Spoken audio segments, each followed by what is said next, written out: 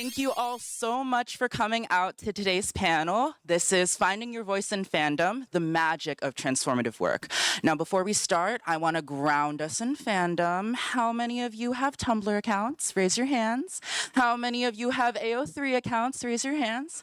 How many of you are in Discords about games, about comics? How many of you have your own fandoms? Come on now, all of you got fandoms. Incredible, incredible. Well, thank you all so much for coming out to GeekGirlCon. This is my favorite convention in the universe. And we have these incredible panelists. We've checked. They have pulses and they're breathing and they're in this reality. And in the interest of time, I'm just going to get into it, y'all. We got a lot to talk about today.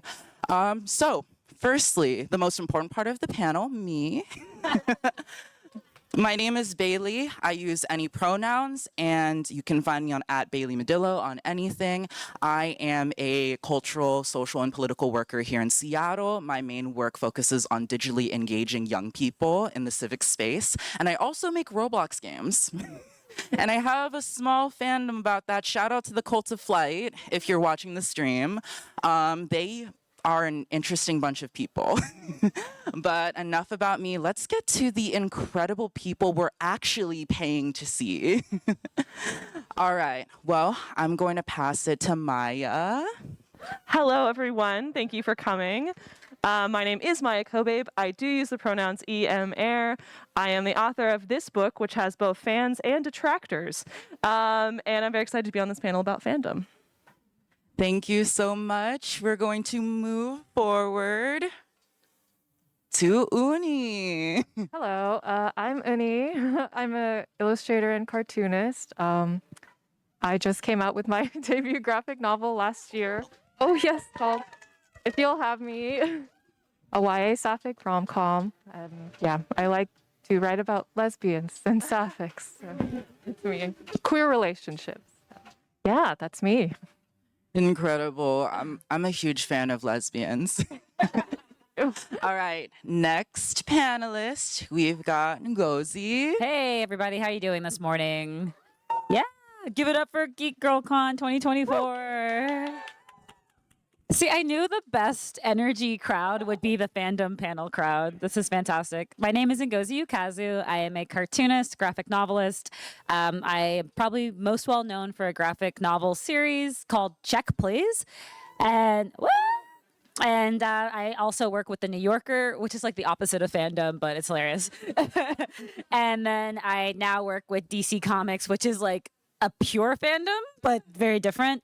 I'm so excited to talk about all these things. But most recently, I'm excited that I got to work on this wonderful graphic novel called Bunt with my wonderful co-author, Madeline Rupert, which we can turn it over to Matt now. Incredible. We will do that. I guess we're ordering me around now. No, I'm just... I'm kidding. Next we've got Matt. Hi, everybody. I'm Mad Rupert. As Ngozi mentioned, Mad is short for Madeline. I am a cartoonist and writer. My longest running webcomic is called Sakana. It's about a bunch of losers that work at a fish market, and they're trying to date each other, and they're really bad at it. I also have, I work in other web comics, long format comics. Basically, I worked a lot in licensed comics like Adventure Time regular show, Bee and Puppy Cat, Bravest Warriors, Steven Universe, etc. And yes, most recently, my very first, after like 14 years, my very first original published graphic novel is Bunt with my dear friend Ngozi here. All right, I did the art, she did the writing. Incredible. Well, we have 4 very diverse, very exciting voices to talk about fandom. Now, I want to move into our next question, but before we do, I want to ask real quickly, who here is going to be coming to their signings? Hey. Who here has some of their trinkets that they want to get signed? Yeah. Make sure to check that out, and I'm going to move us into the first question. This is going to be a spicy one, y'all. What is your earliest fandom memories? I want something that's going to ruin the perception of fandom for decades. Then that means I should start. Yeah. First, I just want to say I love this panel idea and I love fandom in general. I think fandom is one of the purest forms of human connection.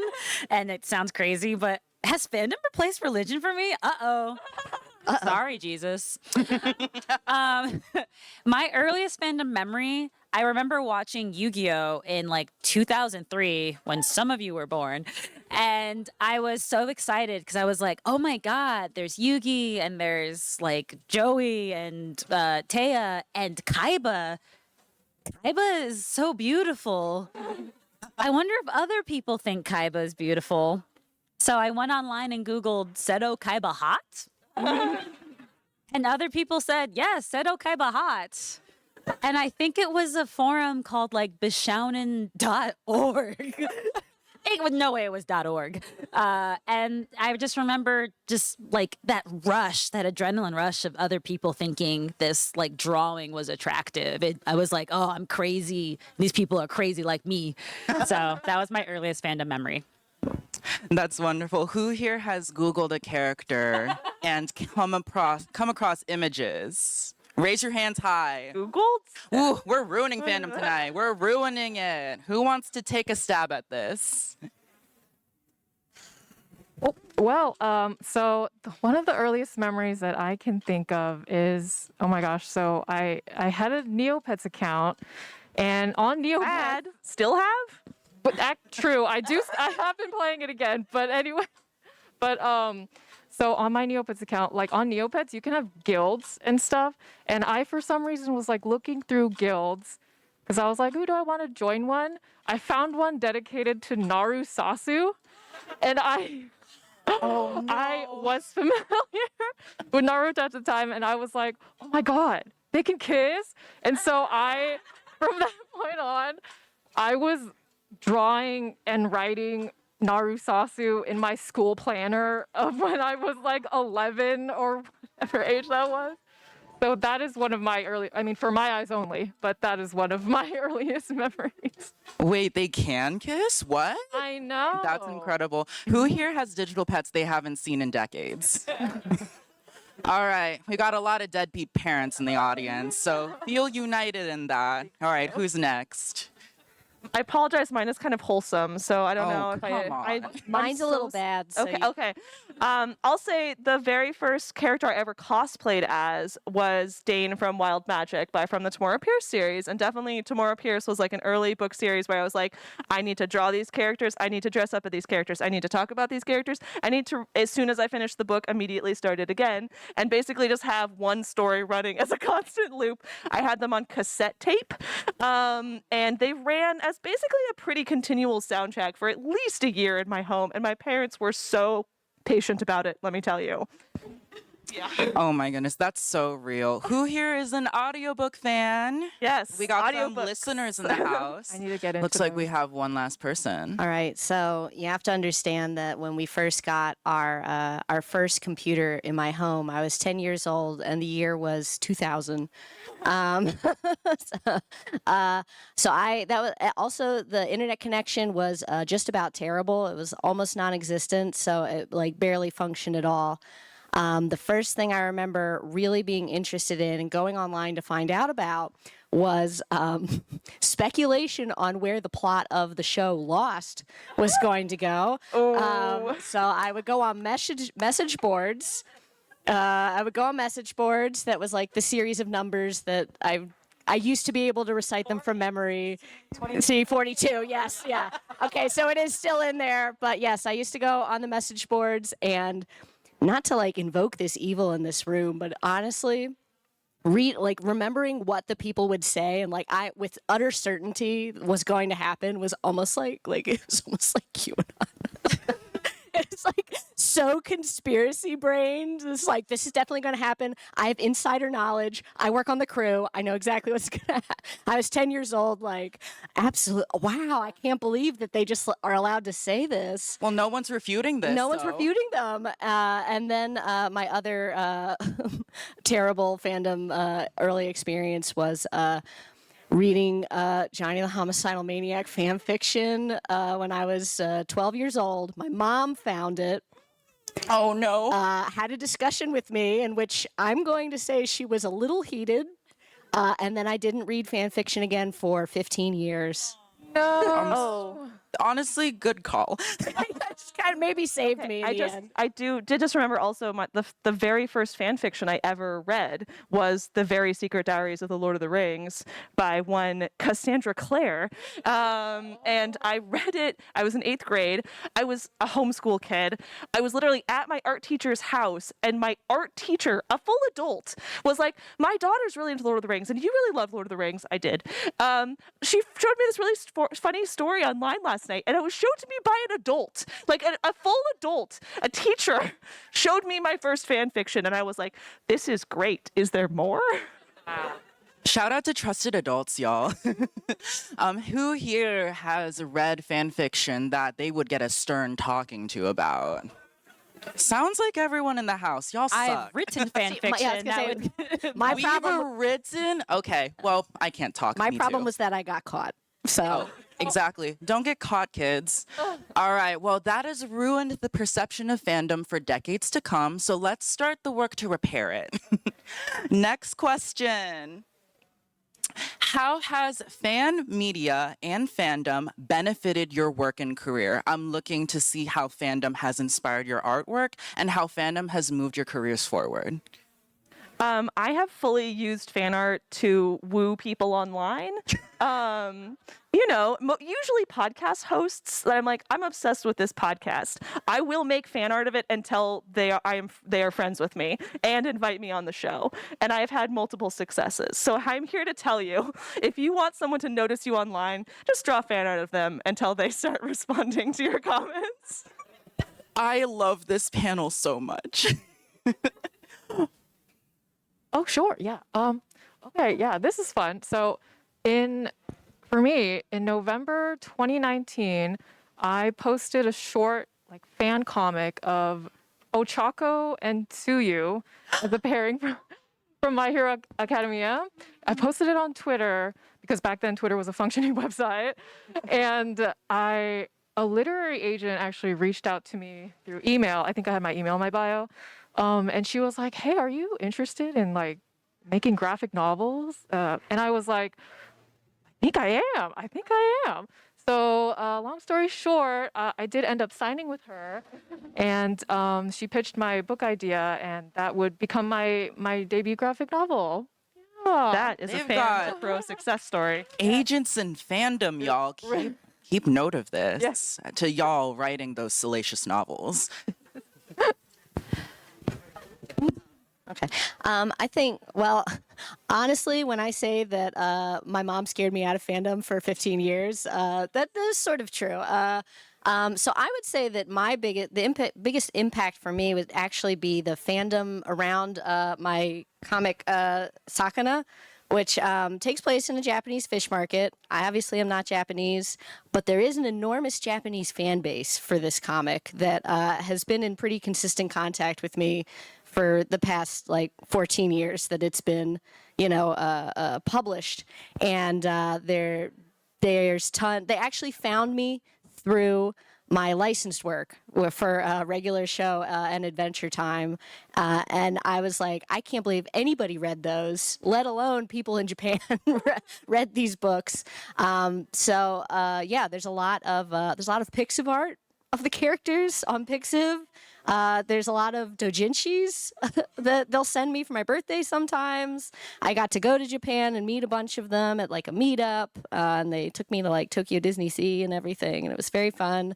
So I feel like I have had a really a very loving relationship with the fandom for my work, and they sort of have followed everything else that I've been doing since then. So it feels good to sort of have that, my ride or dies. I love that. That is wholesome, I think. The phrase Pixiv just ignites such a endorphin rush in me. There's nothing better than watching an American TV drama and then going on Pixiv and finding the most amazing fan art of Bryan Cranston ever. It's whoa, why is Better Call Saul here? And it's a doujinshi. For me, I really do think that my career is so like inextricable from fandom. When I started my webcomic Check Please, my intent was really to kind of create my own fandom for me. I just wanted there to be a big enough sandbox that other people could play in, and I just wanted people to be excited about these characters, as excited as I am like about them. And it's the only reason that I was able to self-publish. It's been the only reason that the book series became a New York Times bestselling series. And it's just people's excitement about the characters to the point where some of the readers of the comic. Oh, go ahead. I'm anticipating. Oh, yeah. Well, when I said some of the readers of the comic, you went, oh no. Because who knows what's going to happen at the end of that sentence. But some of the I have some hilarious I won't call them horror stories, because I would say 99.9% of all of my interactions with readers has been like fantastic. But some of the readers have developed their own fanon about the comic series. And if you don't know what fanon is, it's a portmanteau of fanon and canon. If you don't know what canon is, it's just basically the law of the land when it comes to a certain book series or TV series. And sometimes the fanon for Check Please just totally is probably now more popular than the canon that I introduced. And that's totally fine. I just think that that type of enthusiasm is what makes people ambassadors for the story. They want to tell others about it. And I don't know, I'm really such a huge proponent of fandom and creativity. So. Well, that is incredible. Shout out to these wonderful stories about how fandom has brought these artists up. These people obviously appreciate fandom, whereas I don't. So we're going to get back into it. I will say, for my personal thing, I have been able to register people to vote through fandom. So, like, we're putting in the hard work, y'all. The best use for fandom. Exactly. Next question. And I guess, like, to preface how this is different from the previous question, all of you have obviously had your histories with fandom. We are all not 12 anymore, Googling things we shouldn't be Googling. But I'm curious as to how your relationship with fandom has changed from before you became an artist, or to those of us who had zero relationship to fandom. Like, how has your relationship to fandom changed as your career skyrocketed? And any of you can take the lead on that if you want. I would love to talk about that. So Check Please has, it's kind of the fandom has calmed down, but at its height, people were publishing like hundreds of fan fictions about different character pairings a month. And for me, my biggest thing is letting people have that freedom. I tried to take a step back just to let people know, like, I'm such a huge fan, because I started off in fandom and I still participate in fandom. It's really weird when people are posting stories about your characters, and then you're posting Star Trek fan art, and then you're posting in like another fandom together, and you're like looking at each other like. It's like, it's like, yeah, that's me. Is that you? Yeah. So it's really just, I think there's a certain degree of respect that authors can have towards their fandom, letting them do whatever they want, realizing that the author is not dead, but the author is kind of a zombie. Like, I'm creating work. It's true to me, but like, you guys do whatever you need to do. And like, I would say my overall, even though my relationship to Check Please fandom has changed, my relationship to fandom is, I like created I always had an AO3 account, but I posted to it for the first time this week. Yeah, I know. Oh my God. Congratulations. I will always be creating stuff. I would love when I am like fully retired, I just want to create fandom zines. That's like my dream. So yeah. That is wonderful. I relate to that. And I would say, as I become more and more of a full-time author illustrator, you know, I am doing the thing that I love, which is writing and drawing and telling personal stories all day. But then at the end of that, I'm like, but I still want to draw fan art though. Like, it's like at the treat at the end of a work day of like having drawn comics, you know, that are important to me and personal and that I wrote, but are also being created to sell. I'm making like a marketable product, right? I just want to draw self-indulgent, weird little doodles or like just things about things that I love. And I feel like anytime that I get into an art slump, drawing fan art is the very best way to like get out of an art slump for me. And I think it's just so important to make things that are not meant to be sold, because so much of art, I think, and in fandom in particular, exists in this sort of gift economy of enthusiasm and gifting and creating and giving it away for free or exchanging it. And I personally find it extremely meaningful and important to make art that is only out of like joy and that is trying to avoid the most of like interactions with capitalism. I mean, like, I just want to draw things to give to people or to show to people because their art inspired me to make art. And I just want it to exist in this world of like enthusiasm and joy and not exist as a product to be sold. That's wonderful. Just to like uplift that phrase, I think like something where art can be liberatory is when we create art in defiance of capitalism, in defiance of the constant commodification and buy and sell. Not to say that art is not a way to make a living.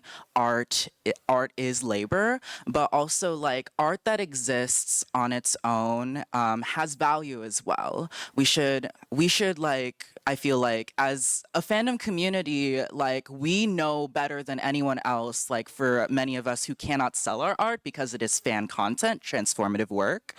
We know the value of art that doesn't have a price tag, and it isn't in competition with art that is being sold, but it has value. And I like two cakes. I want to be paid to make art all day, and then I also like on the weekends and evenings want to make art for free. I want to do both of those things. Real.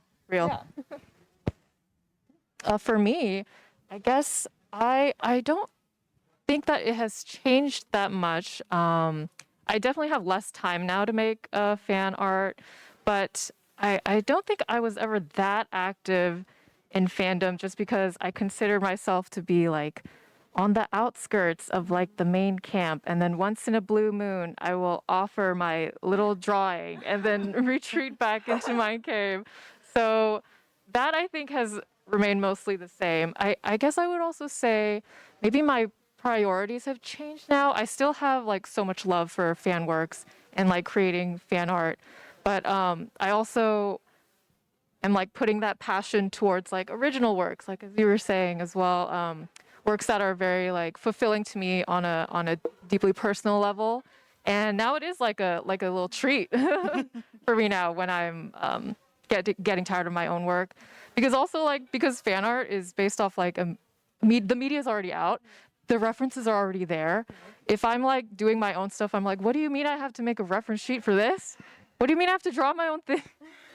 So sometimes it's just like very freeing to see something that's already there.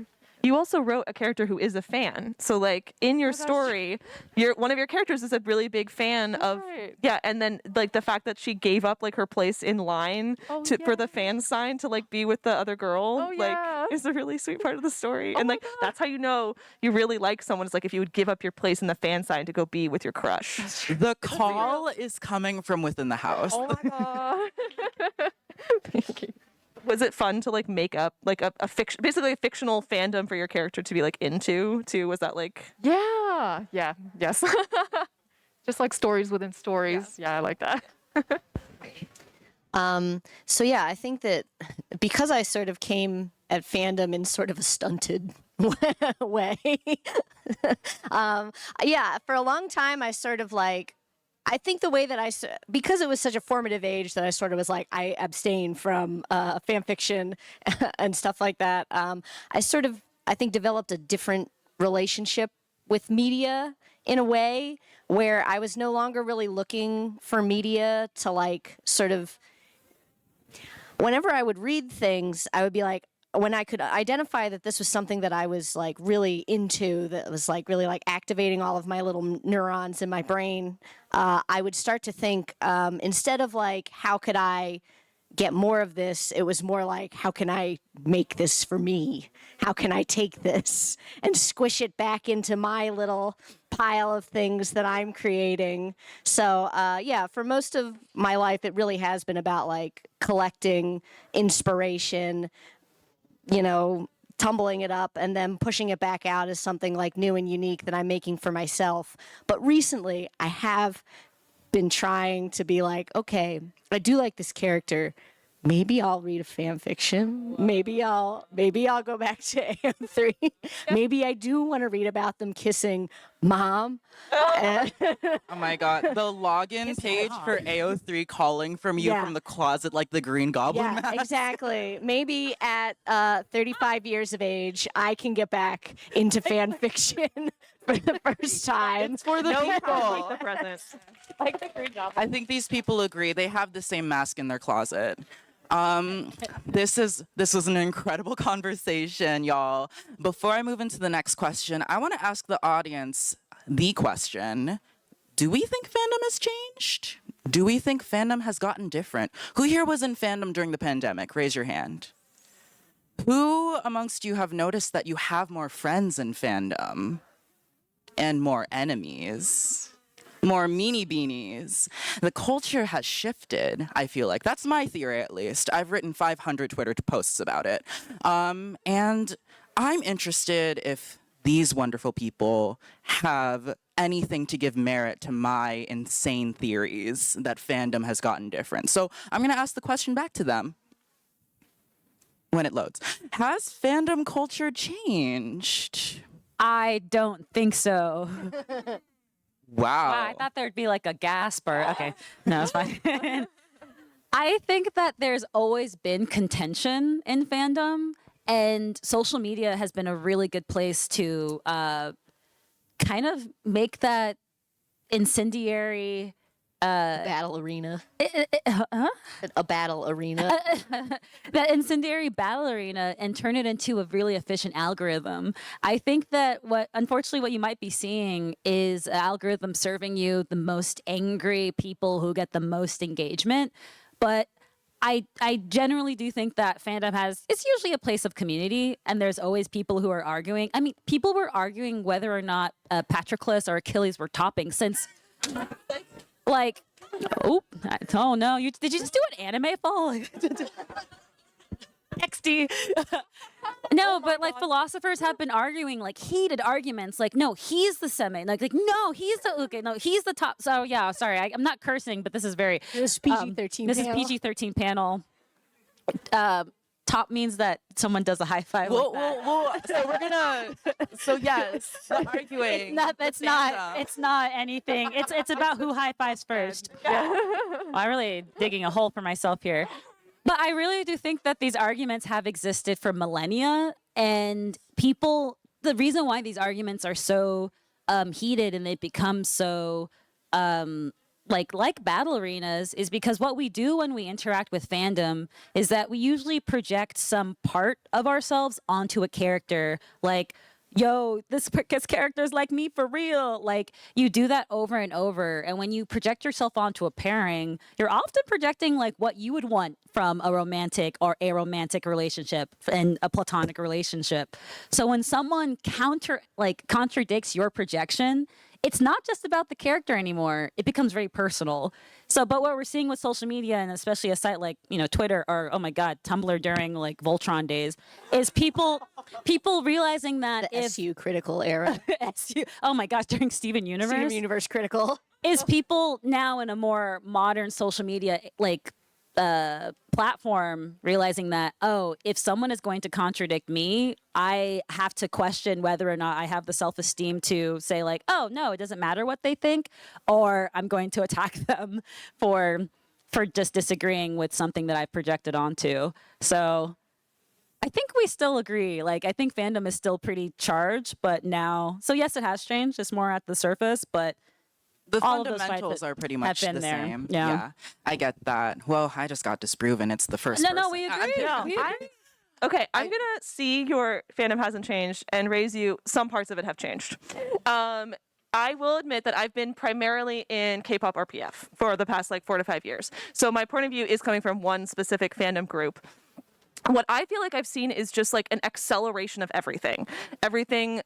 People jumping from fandom to fandom to fandom even more quickly, not lingering as long in one, like, say, a Star Trek, a Merlin, a Sherlock, something that's like has like a more than a decade plus time. People jumping and jumping and jumping.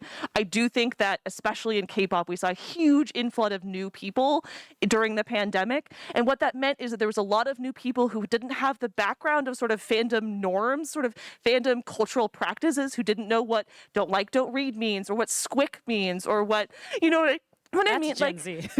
I'm just like, I saw a lot of people who were coming in and like, basically like people who'd never been on LiveJournal, people who were just Gen like, Z. yeah, exactly. So like, it's not that the core of fandom, which is we love stories and we want to connect to other people who love stories, that has not changed. That heart is true. But I think I've seen a lot of differences in sort of like internet behaviors, internet interactions, and then also in K-pop, I feel like what I've seen is fic writers almost acting as if they were influencers. They're advertising their fic updates on Twitter. They're building cults of personality, and like that has happened. I mean, there was Miss Scribe and Cassandra Clare. Like, there have been cults of personality like and big name fans have been around forever. Since forever. Yeah. But I feel like I've seen almost like some fic authors trying to be this almost like influencer like personality cult, and it's like, it's the content mill of it all. Instead of like, I am creating out of love and joy and for my 10 sickos, my besties, my group 10 chats. sickos. Exactly. That's my they're thing. they're like, I am creating for the masses. And then also, I'm seeing some people like then being like, also, I'm writing fan fiction and I want you to back it on Patreon, which is like an attempt to monetize fandom, which I consider like, I have really mixed feelings about that, because obviously fan artists do sell their work and I think that they can and they should, but there's the danger of like, if you try to monetize things based on licensed content, the risk of lawsuits, the risk of it sort of impacting fandom as a whole community. So I think the heart is true, but I do think a lot of newish, I guess, internet behavior has been introduced. That's where I would say, like, I think internet behavior has changed so much, and that has trickled to fandom. But I agree, like, it's just a different way of interacting. I was going to say, do we think that this is a symptom of the acceleration of rampant consumer culture? And also just the enshittification of the internet. Capitalism? Guys, we found capitalism. Capitalism is here. It's in the house. It It's sucks in 'cause, the like, fandom with us. Exactly. We're trying to go into fandom to be like, to not be in capitalism's house, but Capitalism's broke in. I want to highlight something that Ngozi said, like, about the personification of characters, how we project onto media. And, like, I really thought that was beautiful, because that is a form of escapism that a lot of people participate in order to, like, reprieve from the realities we live in. But what happens when capitalism and the realities we live in trickle into fandom spaces? However, you also make a great point that these things have existed for a long time. Perhaps what we're seeing isn't just exclusive to fandom, but rather a wider symptom of how online internet culture is assimilating with societal shifts. I'm interested in hearing what Eunnie has to say. Yeah, I guess like on the note of capitalism and like algorithm and that sort of thing, I was just thinking about like the rise of TikTok, and I feel like I have seen stories or like firsthand experiences of where people are now so afraid to be cringe, I guess. Like, because like, especially in this day and age, like anybody can whip out a phone and like be recorded. Like the fear of being, you know, like it's so hard to, when you are like creating things or like cosplaying, it's such an earnest, like, you're vulnerable in this moment. And like, of course it's easy for somebody to come clown on you, but I think that fear is like even more heightened now, just because like the way that we use social media and like that sort of thing. And I'm like, let us all unlearn We shame. have to become free again. Yeah, exactly. Ego death. Yeah. Yeah. So I guess. Oh, I'm saying ego death in a very dramatic way. That was my addition. But Thank yeah, you. I definitely do think that what you're seeing, I mean, yeah, society wide is like, you know, more fast fashion, more like, why am I talking about drag race? Oh, well, yes, I'm a big Drag Race fan, but so yeah, definitely fandom has changed there from like, people 100% being I am in a fandom. It's Drag Race. I forgot. I'm so sorry. I do my own drag. It's like what am I doing? I'm married to a drag queen. I'm like remembering all of this all at once. All coming together. But no, but certainly, yeah. At the very beginning, it was very much like this is something that we're trying. If you watch the first season of Drag Race, it's like they call it the Vaseline filter on the camera because the camera work is so old and so bad and so bloomy that it's just they're doing it in like a back studio because they didn't think that this was going to be like a really big deal. And it's like 500 seasons later, and not just, technically what was it, season 15 just happened, but then all of the other seasons in every single country in the whole world. It's like this huge production, this extremely produced thing. You hear more stories about like people's authentic stories coming into it have been sort of torn up and reconfigured for like a more palatable TV moment. And the fandom is like rabid and rampant and very angry and mean to like the POC queens or like the queens from other marginalized genders versus like the very beautiful tiny itty bitty ones that look beautiful all the time. And it's like Queen of Size has never won any season ever, and it's like, are you kidding me? But I'm sorry, I retroactively went back to the... No, I agree with you. You should call that out. Yeah. I was about to break the PG-13, sorry. I was going to say, bring me the big queens. Bring them to me. I want to see them all. I don't care about anyone else. Exactly. Well, it looks like I have a lot more things to bring up in my arguments online about the culture of fandom. And, I really just appreciate, like, making these connections to, like, how we have this escapist sort of personal relationship with fandom, but how every facet of our lives are impacted by existent socioeconomic status, by capitalism, by consumerism, the commodification of art, and also just in general, like a culture of aggravation, because anger gets views. And, I'll have to look into that theory. Maybe I've been subscribing to too many interesting Twitter accounts. But all of this is a great seg into my next and final question. As many of you do not know because you don't care about me, How dare you? I am a political worker. My main focus is in engaging young people in the civic engagement space and getting young people's voices at the table where historically we have not had a say, except on fandom. I noticed the quiet little quips of Gen Z. Do they know I'm 19? I hear the accusations, and I'm here to say they are true. I'm unfortunately a fandom baby compared to Do you know these what a people. BNF is? Oh, it's okay. Don't worry about it. Well, I know the citrus scale. I also know LiveJournal. Yes. I was on Wattpad at 12, which was terrible. There is fan fiction of me out there. No.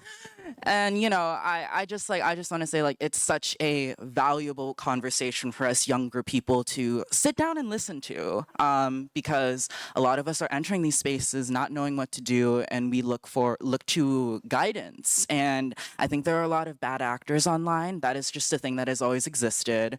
But I think it's so precious that we have this space to really just like have an honest conversation about the growth of fandom and fandom as a space and fandom as healing. So, with all of these issues in the world, I'm going to ask us, do we think, when it loads, how can fandom be a force for... Did this turn off? Okay. How can fandom be a force for positive social change? Bailey, you're only 19? Yes. You are like awesome. This is like some wonderful moderation. This is also the first panel I've ever moderated. Give it up. But thank you. Now please talk about social change. I'll since I was just getting extremely heated, I will jump in here really quick. I definitely think that even though I say that all the drag race girlies are getting too heated these days, it has brought drag and gender nonconforming people and transgender people and all sorts of things more into the public light. It's like how Will and Grace was like instrumental in like the fight for marriage equality. It's sort of, I feel like even though things are scary right now, it's like, oh, I'm gonna cry. It's like things are getting better regardless because of fandom. Yeah, I think that a huge thing that has been a problem for years and will continue to be a problem to come is people feeling really isolated and people feeling really alone and very scared. I mean, we have some rough political times coming ahead of us, but feeling alone and isolated can make you feel really powerless. And being in community with people and connected to people is a huge way to feel like you are not alone, that you are not the only person who shares your opinions and political views, and that you can, with a group of other people, impact change. And I think that so many people do find that kind of community through fandom. I certainly have. I have made multiple IRL friends through fandom. I have met people through fandom who I've crossed state lines to visit. So like I think that overall is generally a very good thing. And then also fandom has organized multiple different campaigns, things to get votes out, to raise money for causes. Since the first Trump administration, there's a fandom group called Fandom Trumps Hate that do auctions of fan works and podfics and fan fictions to raise money for causes. And I think fandom has a lot of opportunity to do that kind of like making organizing work seem fun and cool and exciting by linking it to like, I'm doing this for my ship. Like I'll donate $5 for my Blorbo or whatever it is. And if you can make that kind of social activism work seem fun and exciting and like a cool project you're doing with your besties and your friends, like I think that has a lot of potential. Agree. That was definitely my first thought as well. Just like I'm thinking about all the charity zines that I've seen and participated in, like all the fundraising efforts that have been organized by fandom and stuff. And my friend and I were talking about this before the panel too. Like how creators of a show will go and like live stream as well and like gather donations, fundraise for that as well through their fandom. And I think that's just so cool. And like it can be a really powerful tool. Like I think there's something to be said about having a community that's like that has a shared interest.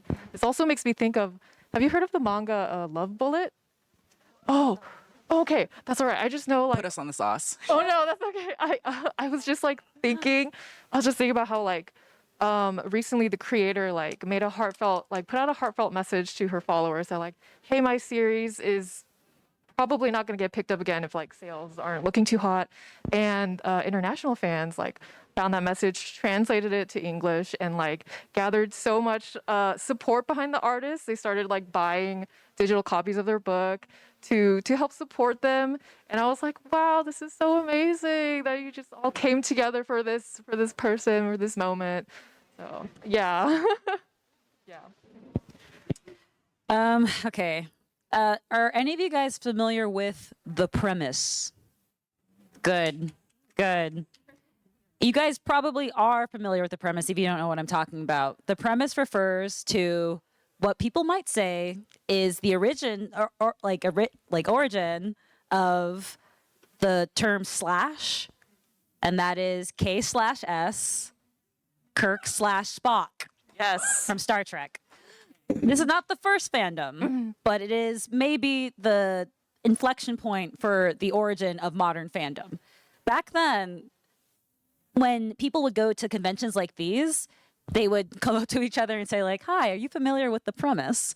And they would start to talk about how they believed that Kirk and Spock from the show Star Trek, the original series, were in love. It was kind of taboo. It was a little scary. It needed a code word. It needed a code word so that you could talk about it like somewhat in public. And these are people who were like our age then in the 60s who to this day are still friends. Like these are women, queer people in their 60s, 70s, 80s who found community in spaces like these from talking about fandom. like fandom has that power for people to connect over things that society may look down on or try to alienate or marginalize. So yes, fandom will always have a place for social change because it is where we can be vulnerable and see each other for who we really are. And I think that's amazing. So Well, the origins of Slash, y'all. And here I was just searching. Actually, I'm not going to say that. I'm too young for that to be appropriate. Do you have any more comments? Anything else to say? Yeah, I mean, I love that you shared that story because that is, I feel like, yeah, it's like the grandmother story, right, of fandom, specifically in the United States. And in living people's lifetimes, you had to use a code word to ask, are you interested in thinking about these characters being gay at a fan convention? And now we have whole conventions where everyone is gay and we talk about it on the main stage. So like there has been a huge amount of social change also just thinking in the last like 4 to 6 decades here in the US. And I am very hopeful that that type of social change and direction will only continue even under adverse conditions. I would say go to your local drag bars, support your local performers, bring ones with you. That's important. That's the most important thing you can do. Just a big wad of ones. Support your local libraries. Yes. Libraries, y'all, Support the drag shows libraries. in the libraries. Yes. go to a drag show or a library. Oh my God. Drag Honestly, Queen one Story day. Hour. That's Yeah, nice. drag queen story hour. That's a good weekend. True. We see we want the drag show at the library. I'm asking, when is the library coming to the drag show? There you go. Can we get this massive Get building red. on the stage Oh my God. so we can get some funding for our libraries and, you know, The library's Um, open. Wait. So it's just that's just what RuPaul says. Yeah, exactly. The library is now open. you know what? I Reading just, is fundamental. I just want to say thank you all so much for this incredible, riveting, important, needed, unsilenced conversation, even though it's PG-13. PG-13. Which is only 6 years younger than you. Yeah, I pay taxes. Yeah. I had to remember that for a second. I just want to say thank you all so much. Thank you all for coming out and listening. And these wonderful people, they are, well, I don't want to say elders. That seems mean. No, come You on. are our We are in our- elders. a lot of us are in our youth 30s, so elders. We're old. You may not understand or see it, or maybe you do, maybe a bit too much, but you are the people we look up to for guidance, for leadership, and also for love, for fun, for creative energy, and for creative outlets. And it's just wonderful to see that the people who are the cornerstone and the authors of our biggest fandoms are also, you know, fandom heads themselves, even if we are just now returning to that relationship or we've been in it a bit too much. And so I want to open it up. I think we have some time for some audience Q&A. I'm going to ask that people line up at that mic. And also, if you have difficulty with mobility, our helpful helpers, the GeekGirlCon agents, will be able to hand the mic over to you if you need help. But yeah, and I guess we'll start off with you. Hi. Can you share with us one of your most cringe fandoms? Well, cringe is dead. So just starting with Cringe is that. dead. Homestuck. Cringe is dead. Cringe is dead. But yeah. Homestuck. Wait.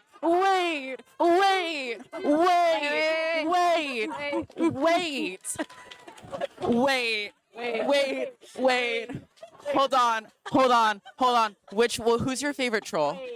Favorite troll? Yes. Oh, wait, that's hard. I mean, my government assigned kin is Dave Strider. So my Uber's actually here. I have to go. I know I'm not a panelist, but when I was in middle school, I thought I was Car Cat. Oh. And so Like kin? there was something going on.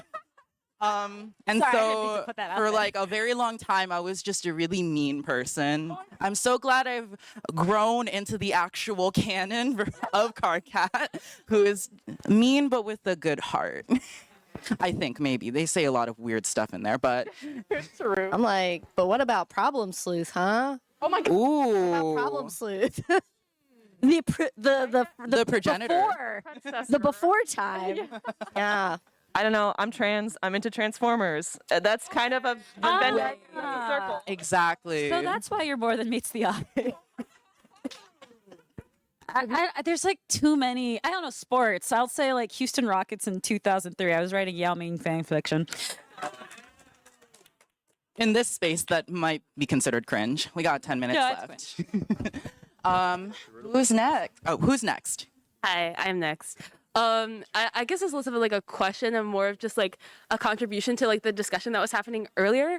But we were talking about like how fandom has changed, and I feel like streaming has really changed it a lot as well. Like everything is getting released as like a whole season now, and so like the time, like you only have so much time to like consume all the media, so then you can like make your art, make your edits, and like post it online and like avoid spoilers. And so I guess like my question would be like, do you think like streaming has affected our like fandom content and fandom interactions? Definitely could not have the message board with the lost speculation anymore. Couldn't have that anymore. That's what I was gonna say. Nothing feeds a fandom like a hiatus. And like the hiatus is when the good fic comes out. That's when people are like, I'm gonna fix all the problems with seasons 2 through 3. So I do think that like not the lack of gaps between seasons or like even a week wait between episodes, it does. Yes. I think that's what also when I was talking about everything speeding up and like it pushes the cycle to such acceleration, and I think fandom like grows and blooms when it has the time, and so I miss the hiatuses. I feel like it's gonna have to like go back. It like has to go back because I feel like even like media networks are like, we're not getting the same sort of returns on something that's dropped all at once because people watch it and then forget it forever. Whereas, you know, if it was like a weekly release, it's like a webcomic. You have to, it's like drip fed to you. So you have to keep coming back again and again. And that sort of like extends the longevity of it for like far longer. I think you're going to see it starting to revert eventually. I believe several streamers are trying to reinvent cable. Like yes. We all are. Netflix. Quick question to the audience. Who here watched Scott Pilgrim Takes Off? That came out as an entire series at once. Who watched the Arcane drop yesterday? Not yet. Don't say anything yet, but that's actually coming in installments. So I think Netflix is learning and healing. Thinking about it. Of course, I would still, have strong opinions about capitalism and Netflix and executives, but, at least the tides are turning again. Do we have any more questions? Does anyone want to just share? And just chat. Should we mention that I think all of our books are available upstairs to purchase if you guys want to get them. Oh, thanks for these cute little jazz snaps. I think it's Charlie's Queer Books, which a local, a Seattle thing. I think it's carrying all of our books, and it's just at the top of the escalator right on the 4th floor. Awesome. I think you're going to be our last question. Oh, sorry. Were you talking? I'm so sorry. Oh no, I was gonna say Eunnie's too popular and may have already sold out. No, but I believe you can make order through them. Like they'll deliver it to you. So I believe you can still do that. Hello. I'm so sorry. I'm sorry. But yeah, too popular, I guess. You are our last question. Oh no. No pressure. Do you guys ever think that some fandoms, like if they are small or mighty, like can just kind of eat themselves a little bit? Yeah. Wait, expound. Expound right now. I watched a show called Winona Earp. It's like in that like it is a very small and mighty fandom. We won People's Choice Award for like best sci-fi show. Not necessarily for the amount of people who voted for that, but the amount of people who spent 8 hours just fucking clicking.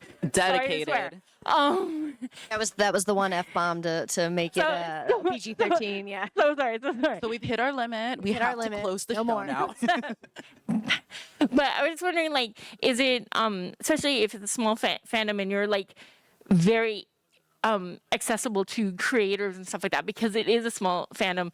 Do you guys think it's a responsibility to be able to, if you want it to grow and keep going, to have to let go of your access to people to like make it grow? Or to just keep it small and it's just ours and whatever? That's a really good question. I feel like it can go either way, right? Because like sometimes small fandoms are the best fandoms, right?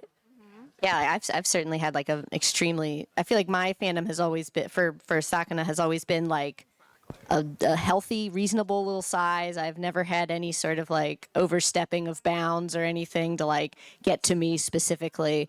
But I also think that it has never, grown much further because I have a hard, like, you're not allowed to contact me in almost any way. You can tell me how you like it on Twitter, but I probably will never respond to you.